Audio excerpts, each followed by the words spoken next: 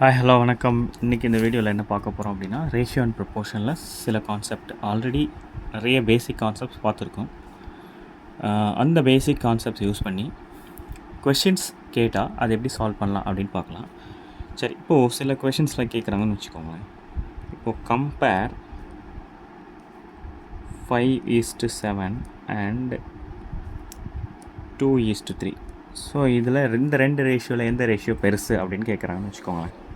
சரி, இப்போது 5:7 எப்படி எழுதலாம்? It can also be written as 5/7. And 2/3 எப்படி எழுதலாம்? 2:3 எப்படி எழுதலாம்? 2/3ன்னு எழுதலாம். ஓகே, அப்போ 5/7 பெருசா 2/3 பெருசா? ஓகே, ஸோ அப்போ அதுக்கு எல்சிஎம் மெத்தட் ஒரு மெத்தட் இருக்குது. எல்சிஎம் மெத்தடை யூஸ் பண்ணிக்கலாம். என்ன? டினாமினேட்டரில் இருக்கிறது எல்சிஎம் எடுக்கணும். 7 and 3க்கு எல்சிஎம் எடுத்தால் என்ன வரும்? 21 வரும். ஸோ அந்த 21 நான் இங்கே எடுத்துகிட்டு வந்து போட்டேன்னா, 7 வந்து 21ல் 3 டைம்ஸ். அப்போது மேலே 5 இருக்குது. 5 3s are 15 அண்ட் இது வந்து 7 டைம்ஸ். 7 2s are 14. அப்போது 5/21. ஓகே, 4/21. இதில் எது பெருசு? 5/21 தான் பெருசு. தட் இஸ் 5:7 தான் பெருசு. ஓகே, இது ஒரு method. Or so we can also do like this. 5/7 2/3 இப்படி எழுதிட்டுன்னு வச்சுக்கோங்களேன்.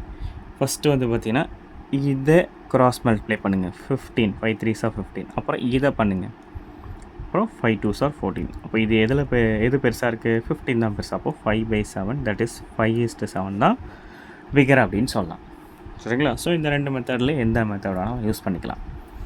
சரி, நெக்ஸ்ட்டு ரெண்டாவது இப்படி கேட்குறாங்கன்னு வச்சுக்கோங்களேன்.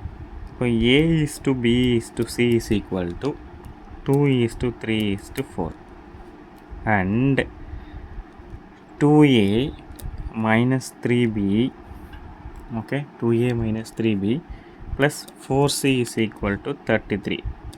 Then find the value of C அப்படின்னு கேட்குறாங்க.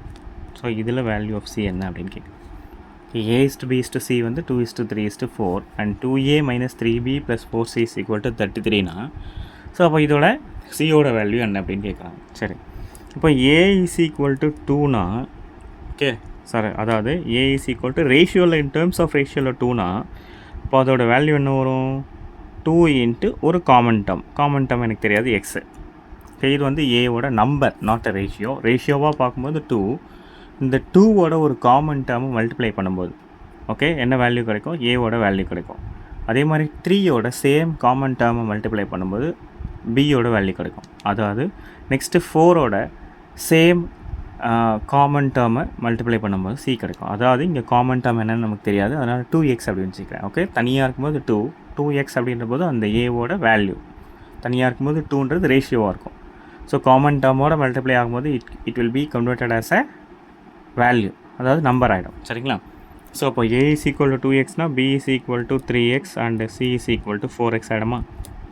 சரி, இப்போ என்ன இதில் அப்படியே சப்ஸ்டியூட் பண்ணலாமா? 2 இன்ட்டு ஏ என்ன இங்கே 2x, அப்போது 4x plus minus 3 into B என்ன 3x 9x plus 4 into 4x 16x is equal to எவ்வளோ? 33 வரணும். சரி, இப்போ இதை சிம்பிளிஃபை பண்ணலாமா? 16 ப்ளஸ் 4 20x, 20ல் 9 போச்சுன்னா 11x. அப்போ 11x இஸ் ஈக்குவல் டு 33னா x இஸ் ஈக்குவல் டு என்ன வரும்? 3 வரும். வேல்யூ ஆஃப் C கேட்குறாங்க, கரெக்டாக? So value of C is equal to என்ன 4xா? அப்போ x என்ன இங்கே 4 இன்ட்டு 3, அப்போது 12. அப்போ value of C is equal to 12 அப்படின்னு வரும். ஸோ இந்த மாதிரி டைப் ஆஃப் கொஷின்ஸ் வந்தால் இந்த மாதிரி சால்வ் பண்ணுறது நமக்கு ஈஸியாக இருக்கும். ஓகே, ஸோ இன்னும் நிறைய நெக்ஸ்ட் வீடியோஸில் இன்னும் நிறைய கான்செப்ட் பார்ப்போம். இதெல்லாம் பேசிக் concepts to moderate to difficult அப்படியே போகலாம். தேங்க்யூ ஃபார் வாட்சிங் மை வீடியோ. Thank you, bye.